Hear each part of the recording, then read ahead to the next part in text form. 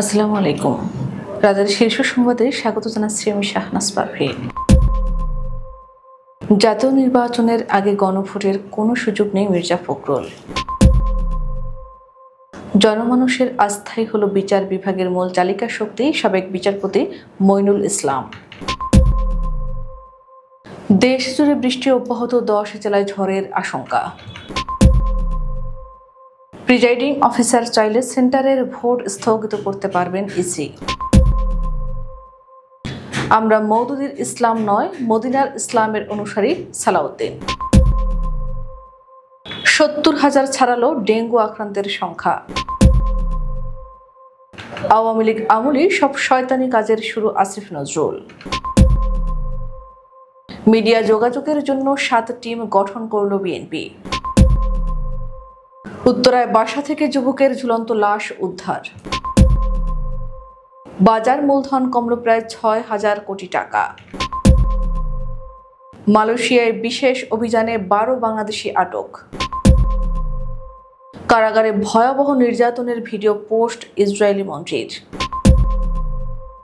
এবং ইউক্রেনকে টমাহক ক্ষেপণাস্ত্র পাঠানোর সবুজ সংকেত দিল পেন্টাগন।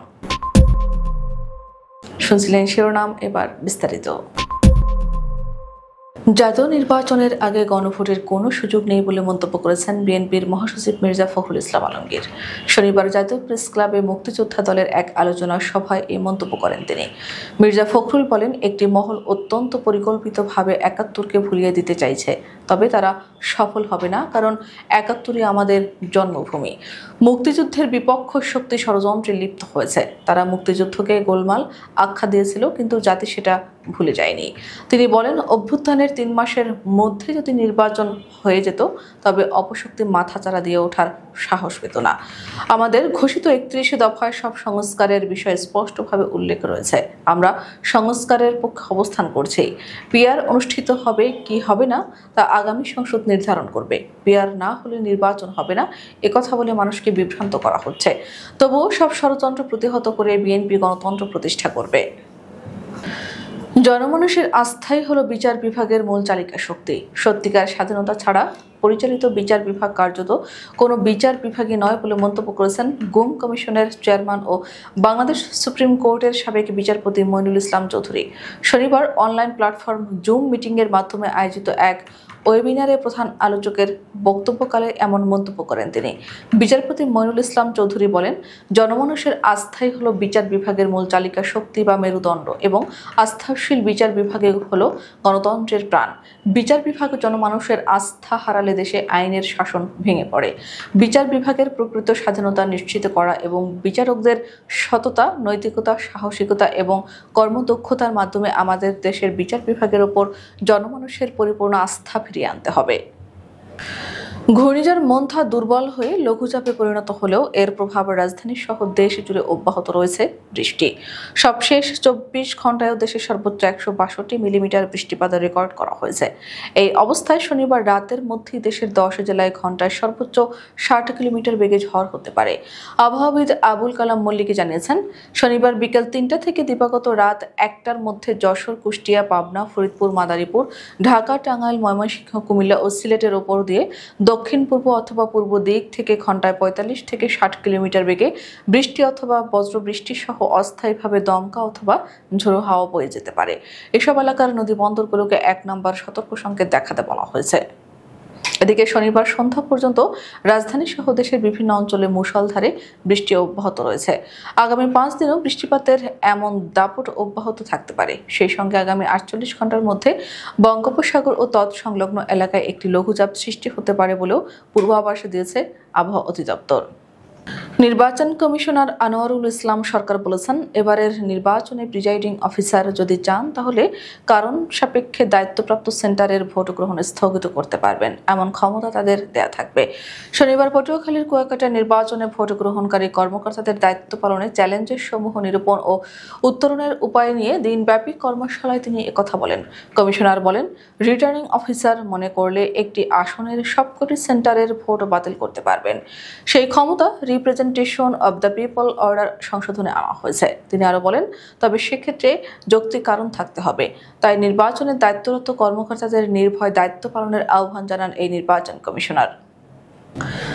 বিএনপির স্থায়ী কমিটির সদস্য সালাউদ্দিন আহমদ বলেছেন, আমরা মওদুদি ইসলামের অনুসারী নই, আমরা মদিনার ইসলামের অনুসারী। আমাদের নবী সাল্লাল্লাহু আলাইহি ওয়াসাল্লাম ও সাহাবারা যে ইসলাম চর্চা করেছেন, আমরা সেই ইসলামের অনুসারী। রাজনীতির স্বার্থে ইসলামকে বিকৃতভাবে ব্যবহার করা কখনো কাম্য নয়। শনিবার নারায়ণগঞ্জ শহরের কেন্দ্রীয় ঈদগাহ মাঠে কাশেমি পরিষদের উদ্যোগে আয়োজিত আজমতে সাহাবা শীর্ষক সম্মেলনে এসব কথা বলেন তিনি। সালাউদ্দিন বলেন, আজ দেশে একটি গোষ্ঠী রাজনীতির জন্য ইসলামকে ব্যবহার করছে, মানুষের মাঝে বিভ্রান্তি ছড়াচ্ছে। তাদের ব্যাপারে আমাদের সচেতনতা থাকতে হবে। ইসলামকে রাজনীতির হাতিয়ার বানিয়ে কেউ যেন সমাজে বিশৃঙ্খলা সৃষ্টি করতে না পারে সেদিকেও দৃষ্টি রাখতে হবে। তিনি বলেন, আমাদের জীবনের প্রথম অগ্রাধিকার ইসলাম, রাজনীতি তার পরের বিষয়। রাজনীতি হতে হবে ইসলামের আলোকে, মানুষের কল্যাণে। চলতি বছর ডেঙ্গু জ্বরে আক্রান্ত হয়ে হাসপাতালে ভর্তি হওয়া রোগীর সংখ্যা ৭০,০০০ ছাড়ালো। তবে গত ২৪ ঘন্টায় ভাইরাসটিতে আক্রান্ত হয়ে নতুন করে কারো মৃত্যু হয়নি। শনিবার স্বাস্থ্য অধিদপ্তরের হেলথ ইমার্জেন্সি অপারেশন সেন্টার ও কন্ট্রোল রুম থেকে পাঠানো সংবাদ বিজ্ঞপ্তিতে এসব তথ্য জানানো হয়। এতে বলা হয়েছে, গত একদিনে ডেঙ্গু আক্রান্ত হয়ে ৬৫১ জন রোগী হাসপাতালে ভর্তি হয়েছেন। তাদের মধ্যে বরিশাল বিভাগে ১২৯ জন, চট্টগ্রাম বিভাগে ৯৮ জন, ঢাকা বিভাগে ১২০ জন, ঢাকা উত্তর সিটিতে ১২০ জন, ঢাকা দক্ষিণ সিটিতে ১১৭ জন, খুলনা বিভাগে ১৩ জন, ময়মনসিংহ বিভাগে ২৯ জন, রাজশাহী বিভাগে ২২ জন এবং সিলেট বিভাগে ৩ জন নতুন রোগী ভর্তি হয়েছেন। ১৯৭৩ সালে আওয়ামী লীগের আমল থেকেই বাংলাদেশে প্রথম সব খারাপ ও শয়তানি কাজ শুরু হয়েছে বলে মন্তব্য করেছেন আইন উপদেষ্টা অধ্যাপক আসিফ নজরুল। শনিবার রাজধানীর কাউরান বাজারে বাংলাদেশ পুলিশের সংস্কার, চ্যালেঞ্জ ও করণীয় শীর্ষক গোলটেবিল বৈঠকে তিনি একথা বলেন। আসিফ নজরুল বলেন, আমার লোক তোমার লোক, ডেফিনেটলি এটা আওয়ামী লীগ আমলে ভয়াবহ অবস্থায় গিয়েছে। বাংলাদেশে যত খারাপ কাজ, শয়তানি কাজ, সেটা প্রথম আওয়ামী লীগ আমলে শুরু হয়েছে, ১৯৭৩ সালের আওয়ামী লীগের আমলে। তিনি আরও বলেন, গুম, বিচার বহির্ভূত হত্যাকাণ্ড, হেফাজতে নির্যাতন, হেফাজতে মৃত্যু, ভুয়া নির্বাচন, দলীয়করণ বলেন, সবকিছু শুরু করেছে আওয়ামী লীগ, বাকিরা কন্টিনিউ করেছে। বাংলাদেশের জাতীয়তাবাদী দল বিএনপি মূলধারার মিডিয়া, সামাজিক যোগাযোগ মাধ্যম ও তৃণমূলের সঙ্গে যোগাযোগ সুসংহত করার লক্ষ্যে একটি সমন্বিত কার্যক্রম হাতে নিয়েছে। ইতিমধ্যে দলটির জাতীয় স্থায়ী কমিটিতে এটি অনুমোদিত হয়েছে। বিএনপির ভারপ্রাপ্ত চেয়ারম্যান তারেক রহমানের উপদেষ্টা ডক্টর মাহাদি আমিনকে এই কার্যক্রমের স্পোকস পারসন করা হয়েছে। শনিবার গণমাধ্যম পাঠানো এক বার্তায় এ তথ্য জানানো হয়। এতে স্বাক্ষর করেন বিএনপি মহাসচিব মির্জা ফখরুল ইসলাম আলমগীর। বার্তায় বিএনপির যোগাযোগ সুসংহতকরণের লক্ষ্যে গঠিত ৭টি টিম ও সংশ্লিষ্ট টিম হেডের নাম উল্লেখ করা হয়। রাজধানীর উত্তরার দক্ষিণ খান থেকে উত্তরা সরকারি কলেজের প্রাক্তন ছাত্র আরমান আহমেদ শাফিনের ঝুলন্ত লাশ উদ্ধার করেছে পুলিশ। একাধিক সূত্রে জানা যায়, আরমান উত্তরা জুলাই যোদ্ধা সংসদের আহ্বায়ক। শনিবার দুপুরে দক্ষিণ খানের আদম আলী মার্কেটের পাশে একটি বাসা থেকে তার মরদেহ উদ্ধার করা হয়। তবে লাশ উদ্ধার নিয়ে রহস্য দেখা দিয়েছে। লাশটি সিলিং ফ্যানের সঙ্গে ফাঁস দেওয়া অবস্থায় খাটের উপর হাঁটু এমন দৃশ্যে স্থানীয় স্বজনরা হত্যা করে ঝুলিয়ে রাখার অভিযোগ করেছেন। প্রত্যক্ষদর্শীরা জানান, উদ্ধারের সময় আরমানের হাঁটু বিছানার সঙ্গে লাগানো ছিল এবং তার পায়ের পাতায় আঘাতের চিহ্ন ছিল। আঘাতের ফলে তার পায়ের পাতা নীল হয়ে আছে। দেশের প্রধান শেয়ার বাজার ঢাকা স্টক এক্সচেঞ্জ গত সপ্তাহ জুড়ে সূচক ও বাজার মূলধন দুই কমেছে।